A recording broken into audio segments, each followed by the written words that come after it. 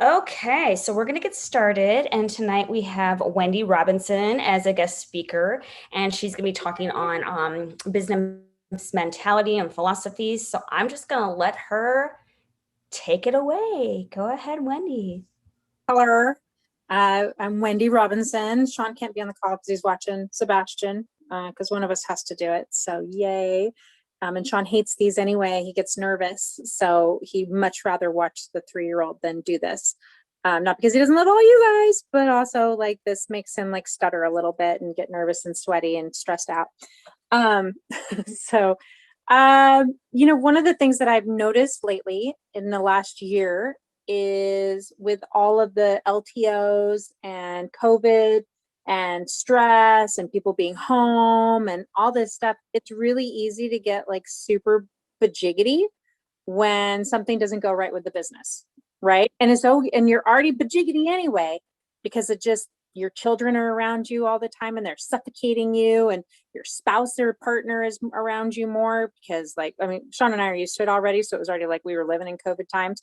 But it's really easy to, when something goes wrong with your business, to blame Sensi.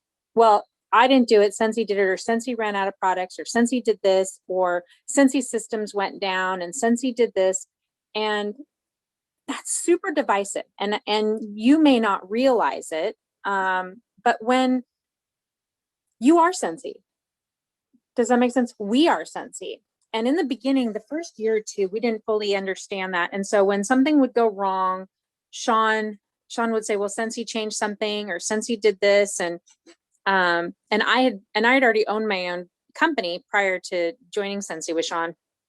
And I always made sure I always took blame for everything in my businesses, always, whether it was my fault, whether it was a distributor issue, whatever it was, I always took full blame.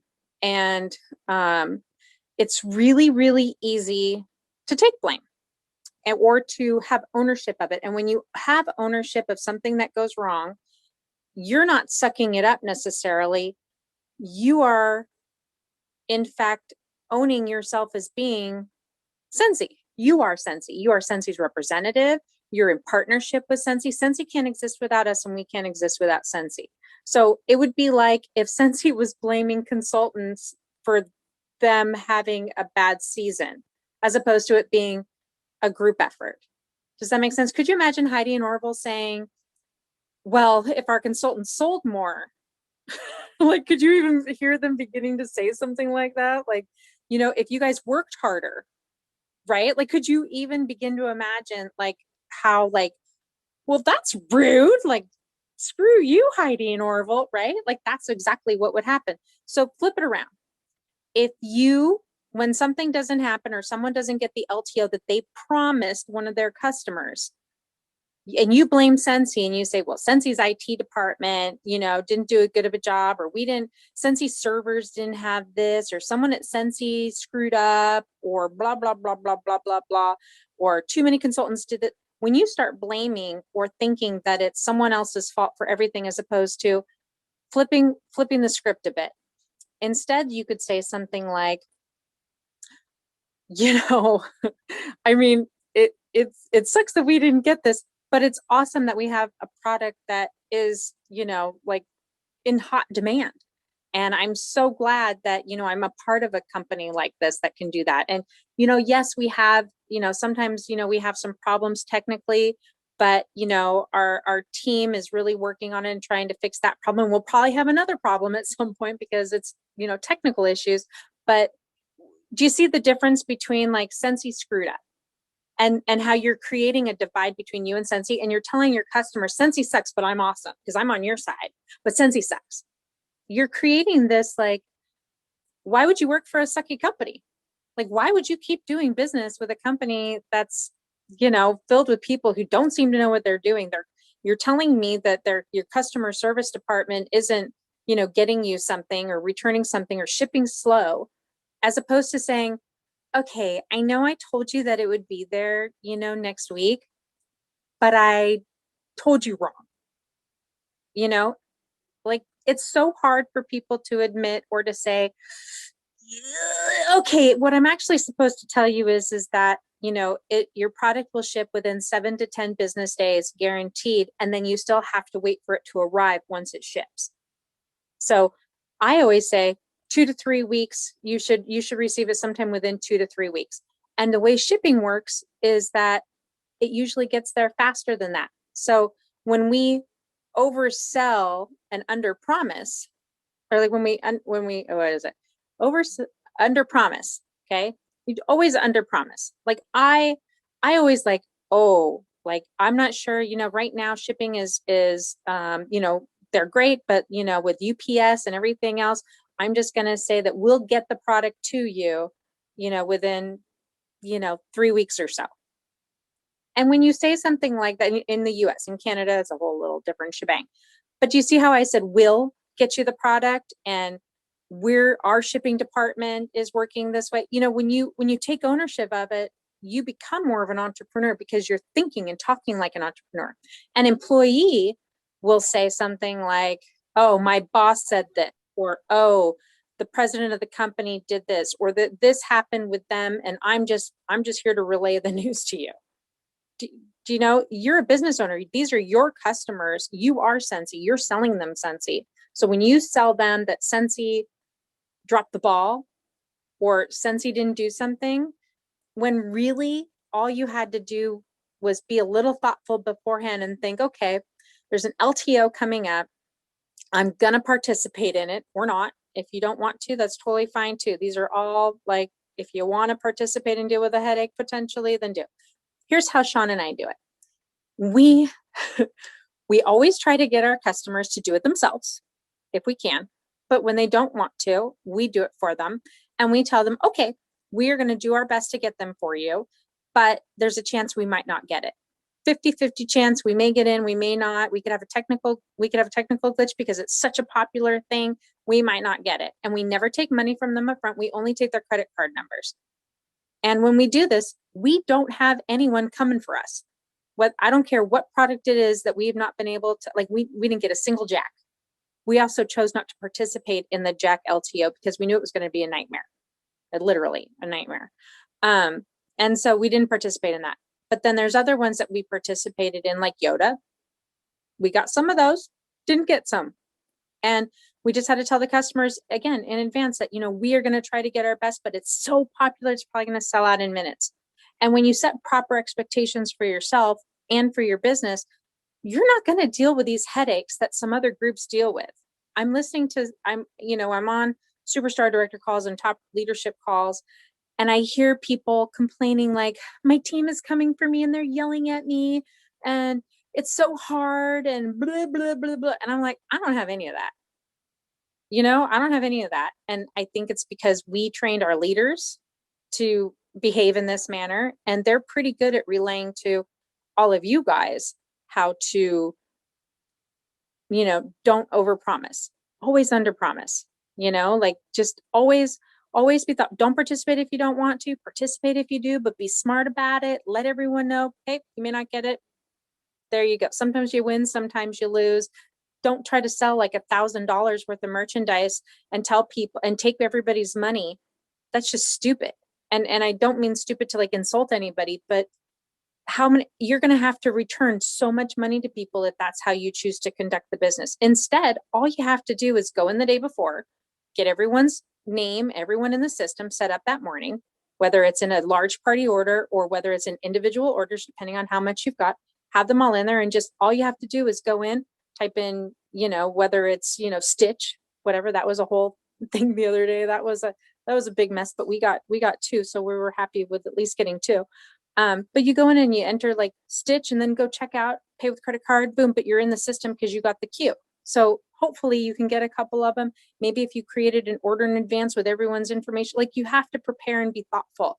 So my point in sharing all of this is in other groups, these are the kinds of things that I hear on like LTOs and why do you offer them like this? And I just look at it like, it's just another opportunity to sell. But really, if LTOs are such a problem for someone and it's stressing you out, why don't you just sell the products that are actually available year round in the book and only focus on that and kill it with that? like sell the hell out of those products. They're in high demand, right?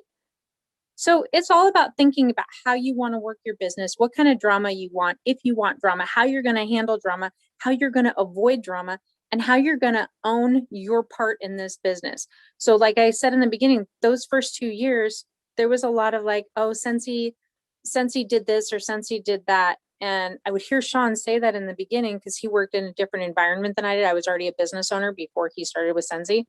And I told him, I'm like, you can't say that because you're trashing our business. And he's like, what do you mean? And I explained to him that like, okay, well, when you trash them, you're trashing your business and you're making yourself look bad. By making the business look bad or saying they dropped the ball or they did this, well, Scentsy becomes unreliable then.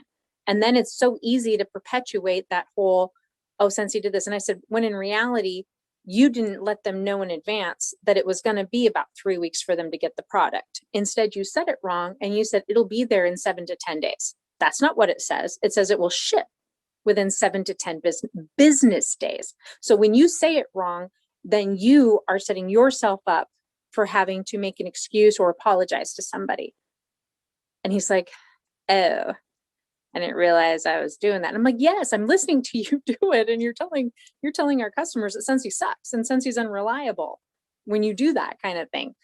So for years, we just don't have issues with any of our customers ever. And we have like 10,000 customers in our database. I guarantee you we have more customers than all you guys.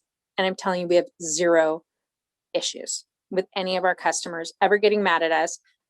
We also get a lot of customers who contact us who've had other consultants in the past and they bought products from them and they come to us because we help them resolve issues or their consultant no longer sells. So we get a lot of people with problems that we handle problems for, like they have a broken dish or the warmer doesn't work anymore, replacement things. And we deal with a lot of those customers.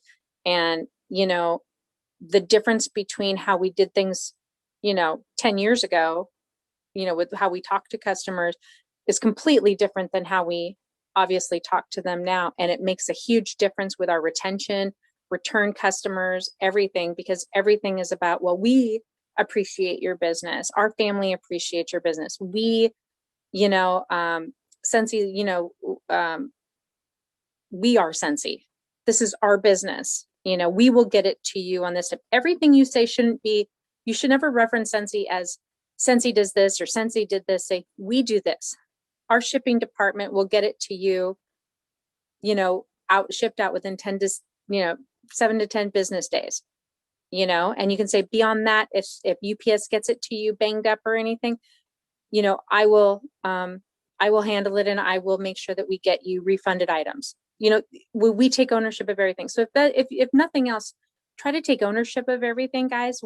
Us, because without us, there's no Scentsy. And without Scentsy, we can't do anything. So just try to wrap your head around we, us, not them and us. It's we are all together in this. And if you do that, you'll see a shift in how you start talking and thinking and how your brain operates with your business if you do that. And does anyone have any questions on that? I mean, I think I kind of beat it down quite a little bit there. And it's a small thing and it's not something that has to require a long conversation, but I think it's super important for everyone's growth to always think about you are Scentsy. They're not two different entities. We're all in this together. We are Scentsy. And if you think like that and change your way of thinking, because I'll see people post questions in the group pages and they'll say, why does Scentsy do this? Or instead of saying, why do we do this? Like, why does Scentsy did this? Why did Scentsy change this? Why did we change this? It's a very simple tweak. So just, if you can see how it changes, if you can do it over this month, at anytime you think about Scentsy, them versus, try to always say, why do we do this? Or when you ask a question. And if you do that, you'll start seeing a little change in your level of ownership of the company and when you talk to customers. And then I think the other thing I wanted to talk to you guys was about talking to people. Have any of you guys experienced any problems since? I mean, it's always weird to talk to people sometimes anyway about the business, hosting, joining, you know, whatever, giving out samples, following up with people before COVID. But now after, through COVID, you have masks. You can't understand what the hell someone's saying when they're wearing a mask. I mean, ordering coffee can be a bit of a nightmare sometimes. I've been seeing people for the very first time going into a restaurant and they haven't eaten it physically in a restaurant in a room with other people in a year. My daughter just went out to, and she's been in restaurants, we're fine, but she went out to lunch with some senior citizen friends of hers, and then her best friend, and then they invited this other gal that they all know to go too. And she hadn't been out of her house to meet anybody outside of a backyard setting in an inside place since COVID. And so they had gotten a table inside, and Tanisha got there and she's like, oh, I can't sit inside. I need to sit outside. So they had to go then and get an outside table because Tanisha, she couldn't handle like being in an indoor table. So my daughter went and like, sorry guys, could we maybe scooch outside and get an outside table? And so people are really weird right now, whether there's a right to be, whether there's not to be. So you're dealing with trying to talk to people who are at all different stages of bajiggity to not bajiggity at all with COVID, right? So how do you talk to someone at the grocery store? How do you talk to someone in line somewhere the way that you used to? How do you talk to a bank teller when now like everything's, you try to go drive through so you don't go inside, or everything is very drive through, run in, run out, face down, masks on, don't look at people, don't get near people, wait 8 feet away from someone at the lettuce section because you aren't supposed to, you have to wait for them to touch every freaking piece of lettuce to be able to, you can't squeeze in anymore and be like, I'm just going to grab this, because now you're going to give them a disease if you do that. And then they look at you like you're trying to kill them. So how do you like talk to people or strangers now and give them samples and say hi, even? Because if you say hi sometimes now, aren't people just like, oh my God, right? Like, get away from me. Like they're freaking out. And other people I noticed that you can tell by the way that people look at you or don't look at you now. And most people avoid you if they're worried about COVID and they have their masks on really tight. And sometimes they have the double masks and they have two colors. So you can see that they have double masks because they're extra protected. And then letting you know, like, don't come near me because I'm scared of you. And then, so you have to be able to watch people, look at their eyes. And I did a talk the other day for the monthly movement. And today we picked up Sebastian again from school, the 3-year-old. And he's so funny. He loves saying hello, good afternoon, how are you, to every freaking person that we walk past. So we're walking down the street and he's got a little cake pop and he's saying hi to everybody. And half the people just ignore him. They just walk past their phones. And so he calls that, we tell them that they must be working because they're too distracted working to, talk to him. And so he kept saying, every time he'd say, hello, people would go like, they totally ignore him. And then he'd say, they must be busy working. And so it's very sweet, but it's freaking annoying to me. And it's rude as hell. And especially when they make eye contact with the 3-year-old and, like, come on. Anyway, where's your social graces? So people have lost a lot of their social graces. So today, this guy, he sees Sebastian. Then Sebastian says, as soon as he replied hello to Sebastian, Sebastian goes, Mama, he said hi, he wasn't working. And he was so excited that someone said hi to him in response. And then it's just sad when we see all these people who are out taking a walk that aren't even willing to talk to a 3-year-old who says hi. So my reason for saying this is if you struggle with, even talking to people, my first suggestion is to start just saying hi to everybody. Hello, good afternoon, good morning. It doesn't matter if they're homeless on the side of the street, make eye contact. If they're an employee, if, I like talking a lot to janitors or people who work, like we were at the mall today, and most people just like walk past someone and they just ignore the person who's cleaning the bathroom right after, because now there's always someone in the bathrooms cleaning them immediately, or lots more people walking around, security guards, all that. And we make a real point to say hi to the people that most people try to ignore generally too. So start with that. Because if you're also someone, and I honestly don't, I'm not trying to make fun of anybody who's stressed out, because I know that some people are immune compromised, or has someone at home is, or who has seniors in their home. Like, I totally get it. But try saying hi to people, like compliment somebody, say good afternoon. If you're in the grocery store and you see someone looking at something and you kind of think, oh, you know what they're looking at and you've tried that product before, say, that's really tasty, or I like that product. That's really good. Check it out if you haven't tried it yet. I do that kind of stuff all the time. And people, if they're in a grocery store and they're out and about and they're not just on their phones trying to ignore you, they're willing to talk, even just to say hi. So just practice being friendly again, practice talking to people, because if you can't do that, then how the hell are you going to talk about your Scentsy business in any way? How are you going to get yourself out there? It's really great to do all these videos online and Facebook things and all of that. But like, if you can't in person kind of get back, force yourself to create some sort of normalcy and to create some sort of social etiquette in public again, it's going to take that much longer for social etiquette to even happen out in the world, So people are looking down, looking at their phones, hiding behind the masks, and a simple smile goes a long way, and it starts conversations. So anyway, those are like the main things I wanted to talk about today, because I just see so many people struggling with, like, I don't know what to say to somebody. Well, do you know how to even say hi right now? So does anyone struggle right now with like trying to talk to people, or talk to strangers, or even talk to friends who are being all bajiggity? So Carrie, Feel free to unmute yourselves, or you can write it in the comments. She'll see either way. So go ahead. I'm the rebel that goes the wrong way down the aisles. Because how they have the arrows that say you have to go this way, or one way, don't enter. I'm the one that goes the wrong way. Just so you can actually see people. Sean does that because he pays no attention. So it's constant. We're constantly down the wrong aisle for that reason right there. And then I also don't give a shit about the arrows also. I just go wherever I need to go, because I don't necessarily like the idea that I have to just follow the arrow on this side. It makes no sense to me in my brain. Like, I can just move around you like this. I mean, can't we just do this weaving thing? I can do that.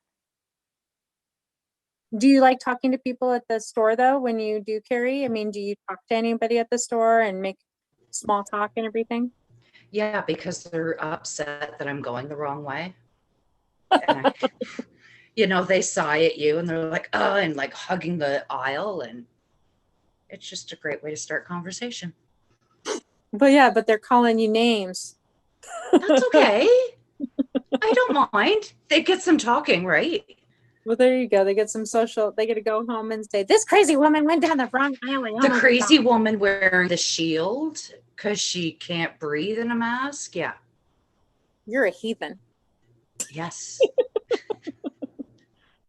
You're my kind of person. But do you talk, like, how do you get most of your business right now?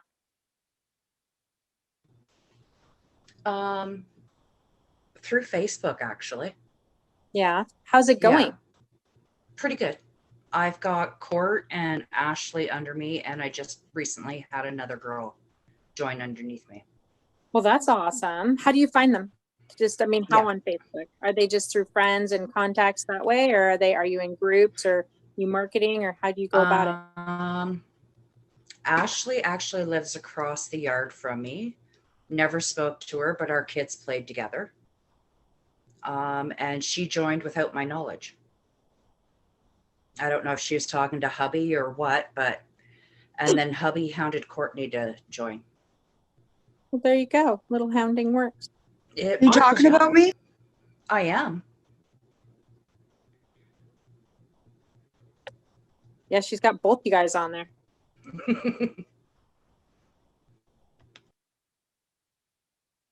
Does anyone else does anyone struggle with being able to talk to anybody right now, or need to say, okay, well, I talked to this person, but I thought they would join, or I thought they would have a party, and I don't understand why they're not saying, yes, I said all the right things and it was a good conversation, but they still won't jump, or they didn't buy this, or does anyone struggle with that, or want to go? One of the things I love doing is role playing, or going back and playing over the conversation to have the aha moment as to why your conversation didn't go the way you wanted it to.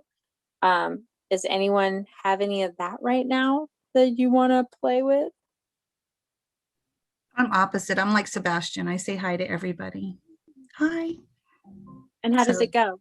You get a lot. It go well when before COVID, it goes really well. I have had a growth in my team from one of my teammates that signed up 2 other people of her friends. But other than that, I ask everybody, especially people who order from me, I ask them, would you like to join Scentsy after a couple of orders, or even after their first order? And I take in the no's and I embrace them, and I move on to the next one and the next one. And, I just do that. I have a lot of no's.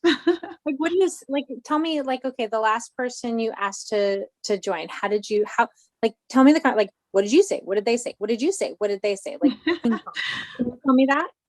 Sure. It was actually the exact conversation. Yeah. I don't know the exact conversation because it's been a while, Wendy. No, I'll give you the last no. I had sent out one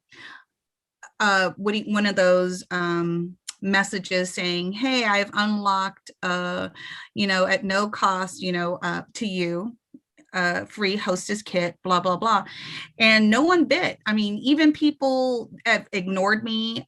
People have called. The one conversation I had was with a friend of mine, and I told her, it was a face-to-face or over the phone type of conversation. So I used all the no words on social media, but I said, hey, it's free, just do it, just try it. It was a friend. So I had that open conversation, but she said, no, I don't have the time.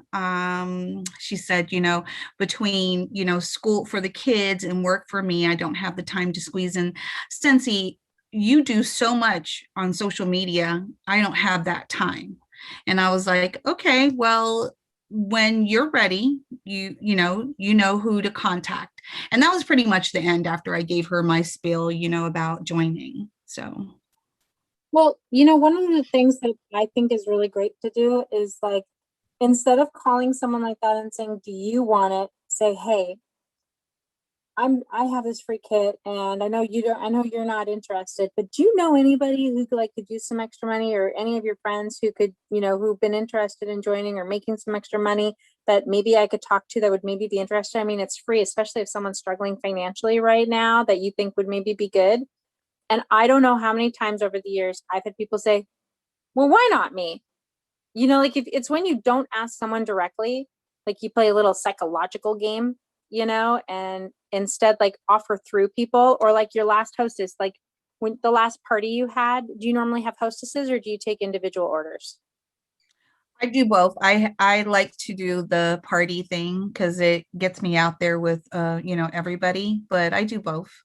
Okay, so your hostesses, do you always offer them the party What do you mean? to join? Yes, I do. I always offer them to flip them. Yes, I do. I offer them. And how often do they take you up on that? Both of the ones that I actually did a really good party for, a really successful one, they both flipped. I flipped both of them.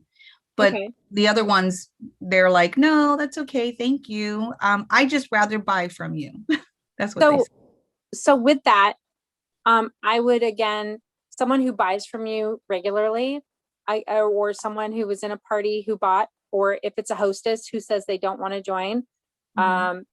I would say, okay, well, if you don't want this party, I'm going to offer it to so-and-so because they bought a lot of stuff And, you know, they all, you know, I've seen them before, you know, buy this, or they were on that party line and they were talking about how awesome this is, and I have this and I have that and blah, blah, blah. So I'm going to offer it to them if you don't want it. Okay. And then that takeaway sometimes is like, oh, I don't want them to have it. I want it. And, Yeah, you know, that's a good idea. I think I'm going to try that. you flip, I like that one better sometimes. And then I also like, especially if you offer it to a specific person, like say, Mhm. okay, well, I hope you don't mind then, because if you don't want it, that's fine. I wanted to offer it to you first, but I'm going to call Jane over here, and because I'm going to offer it to her, and I'm just going to go down the list until one of them wants to join. So either you can have this and all those customers as your friends, or one of them is going to then take it, and then they're going to, you know, they know all these people too, so they're going to have them all buy from them. So do you want it, or do you want me to ask so and so? I like And that. then, I'm how much gonna is it again? How much is it again? I You like know? that. Yep.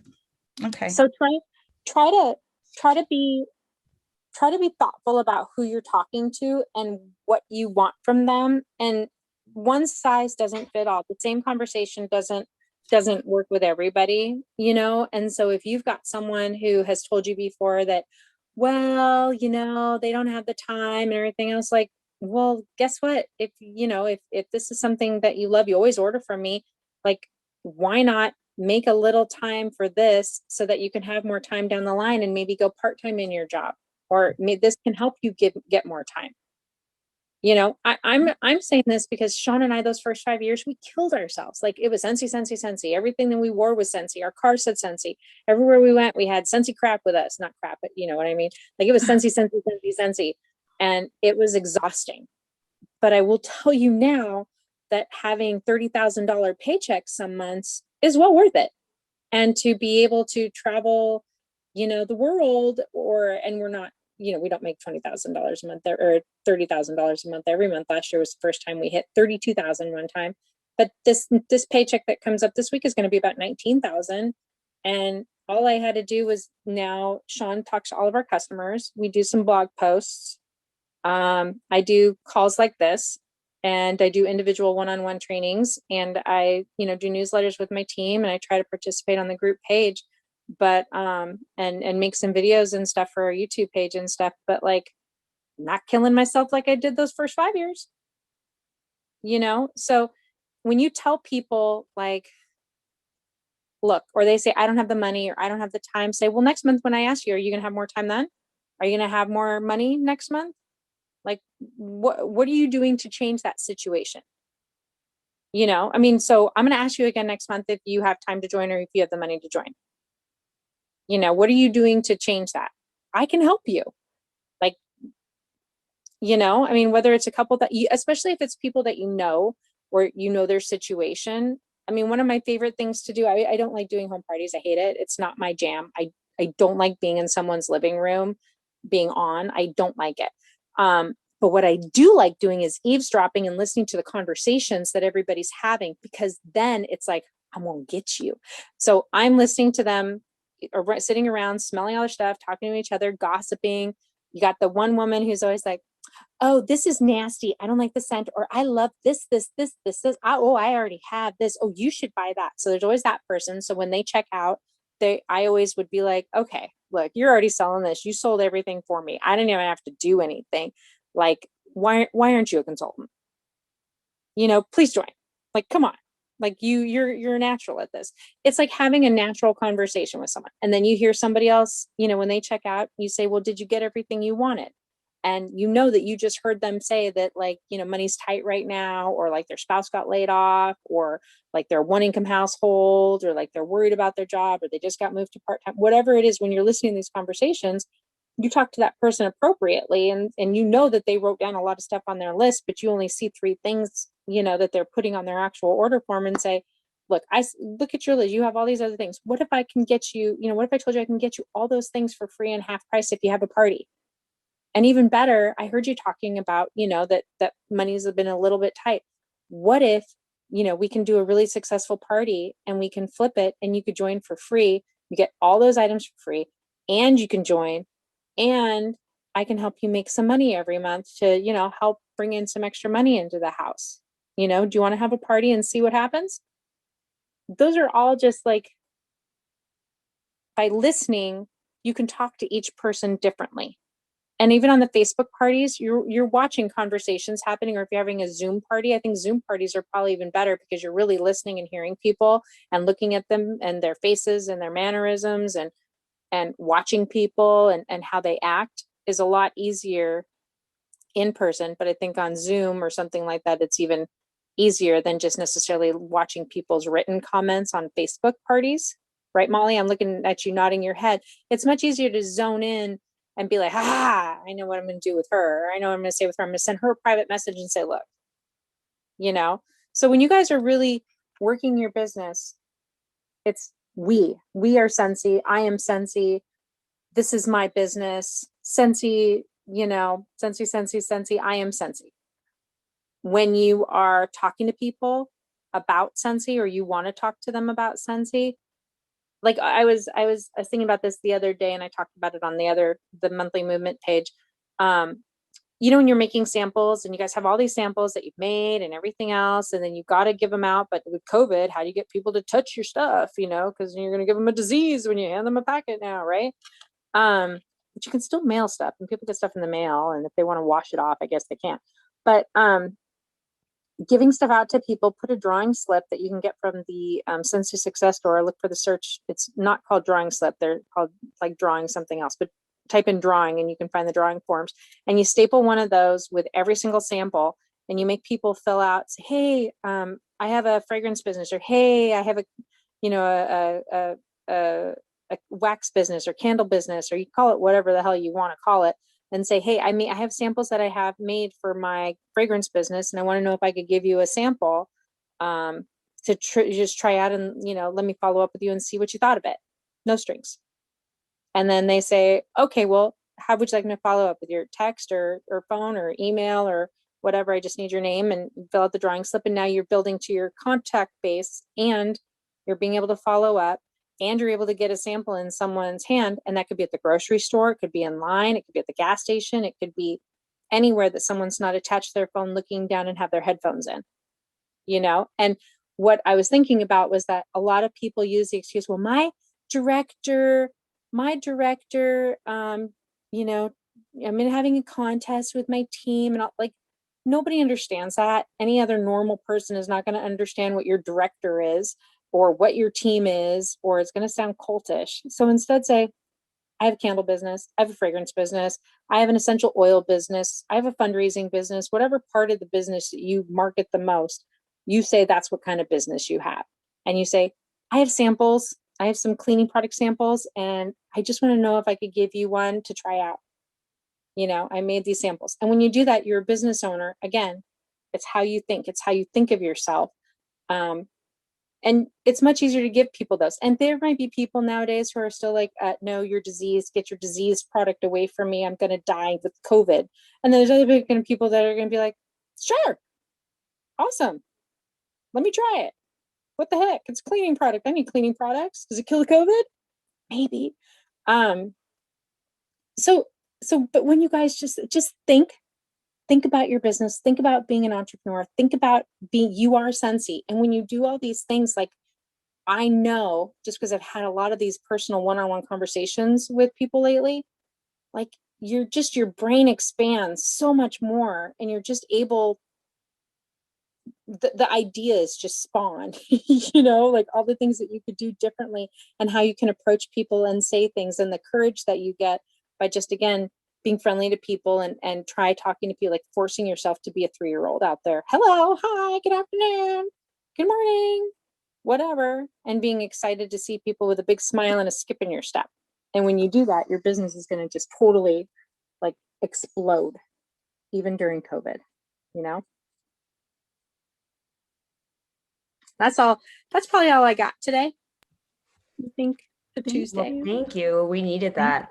I think, just after the year we've had, it's been really, people can get down on it, especially like you said, when you can't get out and meet people organically, and yeah, people don't want to talk to you. One thing I found that makes people talk to me, and I wish I had it next to me, but I don't, is I got on Etsy a mask that says Scentsy on it, like right on my face. So if they're looking at my face in the checkout or anything, it's like, you cannot miss the big old Scentsy right there. And then I don't have to wear like a whole bunch of Scentsy clothes. I can wear whatever I want. And then I just have my Scentsy mask on and people will be like, oh, you do Scentsy? And I'm like, I do. And then they're like, do you have a sample? So if they want a sample, I give it to them. Otherwise, if they're like, oh, I want a sample, but you can tell they're weird, be like, are you on Facebook? Friend me on Facebook. We'll exchange contact information over Messenger. And then, because I friend everybody on Facebook. I don't use my Facebook for anything but business and sharing stuff about my family that helps sharing your business. I mean, when you're real and you're sharing stuff like that. So, yeah. Mhm. Does anybody else have questions before we close anything out? I know Like any it's- question, if you guys, even if you think it's stupid or you're like, how would you ask this? Or like, what would you do in this situation? Like, pick my brain right now because I'm here, right? I mean, you guys can do that anytime anyway. I mean, we're your upline, like we're here. Mhm. And they know too that when I post the replay, I post the YouTube link to the replay. So if they have any questions, they can tag you there as well. So that way, or if anyone watching the replay has questions, feel free to Yeah, tag and me. you guys can also shoot me like messages and stuff too. Like if you, for real, like, I mean, again, like I did one call this morning with another director. We had an hour-long one-on-one Zoom, and don't have to be a director, and I know that if you're on these calls and stuff like that, it's not really stepping on toes because let's say you talk to whether Molly's your director or, anybody is your director.